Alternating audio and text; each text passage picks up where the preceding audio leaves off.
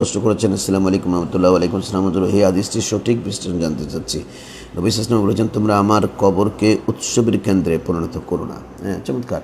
উৎসবের কেন্দ্রে মানে আমরা যেমন কবরে পাককে আমরা কী জন্য যাই? রাসূল করিম সাল্লাল্লাহু আলাইহি ওয়াসাল্লাম আমার মাজারে পাককে মিন করে সমস্ত কবরকেই বুঝিয়েছেন। অর্থাৎ পৃথিবীর কবরস্থানে গিয়ে তোমরা এটাকে উৎসব বা মেলায় পরিণত করিও না। কবরস্থান হচ্ছে ইবাদত করবেন, সেখানে ইবাদত করে ইসাল করবেন।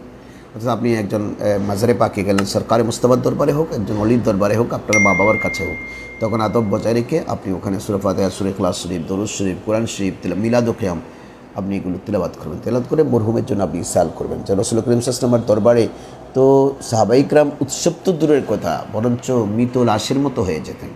তাহলে যখন কোরআনে পাকে বলেছেন, লা তারফু আসওয়াতাকুম ফাওকা সাওতিন নবিয়্যি, তোমরা রাসূল করিম সাল্লাল্লাহু আলাইহি ওয়াসাল্লামের কণ্ঠের উপরে তোমার কণ্ঠ উচ্চ করো না। সেদিন থেকে সাহাবীরা যখন রসুলের দরবারে যেতেন একেবারে মৃত কাঠের মতো হয়ে যেতেন। ইভেন কি অনেক সময় সাহাবীরা যখন বসতেন, নড়াচড়া নাই, একেবারে চুপচাপ, তখন পাখি মনে করতো এগুলো সব মরা মানুষ। অনেক সময় পাখি এসে তাদের মাথার উপর বসে যেত, অর্থাৎ মরা মানুষের মতো বসে থাকতেন, কোনো নড়াচড়া নেই। কী জন্য? যে নড়াচড়া করাই কিন্তু রসুলের শানে বেয়াদবি। ঠিক উৎসব পরিণত করা মানে আজকে দেখুন, আজকে বিভিন্ন মাজারকে কেন্দ্র করে যেমন ওরস হচ্ছে, ওরস মুস্তাহাব, খুবই ভালো যে ওদিন আমরা ওনার জীবনচরিত নিয়ে জানবার বুঝবার সুযোগ হয়। উনি কীভাবে অলি হলেন আমরাও যেন প্রেরণা পাই, এবং ওনার ওই প্রেরণাতে আমরা যেন এগিয়ে যাই, আমরা যেন অলি হতে পারি। কিন্তু আমরা গিয়ে করছে কি, ওরসগুলোকে বিশাল মেলা, এক পাশে ওরস, এক পাশে মেলা। মেলাতে কি হচ্ছে, নারী ছেলে একসাথে গিয়ে কেনাকাটা করছে। ওরস মানে তো মেলা, এটা কখনো হতে পারে না। এটা কি উৎসবের জায়গা? ওখানে এসেছে নাগরদোলা আসছে, দেখলাম নাগরদোলা কর কর কর কর করতেছে, ঘুরতেছে, বাচ্চারা গিয়ে উৎসব করতেছে। কিরে ভাই, একজন আল্লাহর ওলি যেদিন চলে গেলেন, আপনি এগুলো কি মেলায় পরিণত করেছেন? এখন এগুলো আপনি যখন বলবেন, তখন ওই ধান্দাবাজরা কিন্তু আপনার বিরুদ্ধে লাগবে। কোনো বুজুর্গদের জীবনে যে উরুসগুলো পালন করেছেন, এতে কোনো মেলার আয়োজন ছিল না। এনারা সংক্ষিপ্ত পরিসরে এনাদের পীর, এনাদের বুজুর্গানদের ফাতেহা করতেন।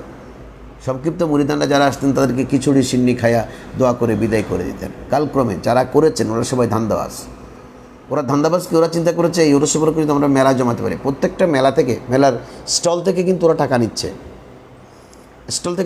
আপনি যদি একটা মেলাতে 200 স্টল বসে আর আপনি যদি 500 টাকা করে নেন, একটু চিন্তা করে দেন ব্যবসা আপনার কত রমরমা। এতে গরু মহিষ থেকেও পাচ্ছেন, মেলা থেকেও পাচ্ছেন, মানুষের ওই ভাত বিক্রির টাকাও পাচ্ছেন।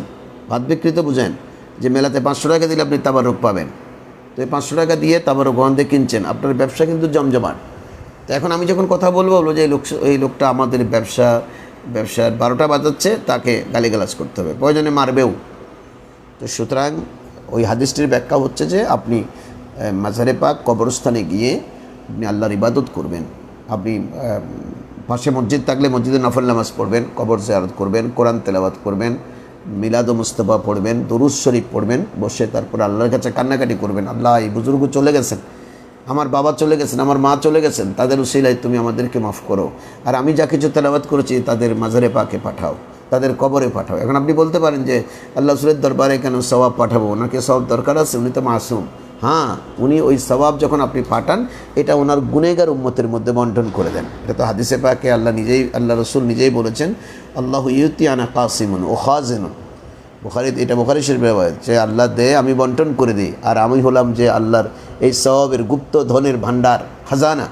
সুতরাং রাসূল পাক সাল্লাল্লাহু আলাইহি ওয়াসাল্লামের এই দরবার থেকে যারা গরিব গুরাবা, ফকির ফোকারা, সারা পৃথিবীতে যাদের সওয়াব দরকার, ইনাদের যখন যা দরকার সেটা ওখান থেকে তিনি তকসিম করে দেন। কারণ আমি তো ইসাল করবার জন্য সব নবীর নাম আমি জানি না, সব অলির নাম আমি জানি না। আমি হয়তো 2, 4, 10, 20 জনের কাছে পাঠাচ্ছি, আর বাকিদের রসুল পাঠাবেন।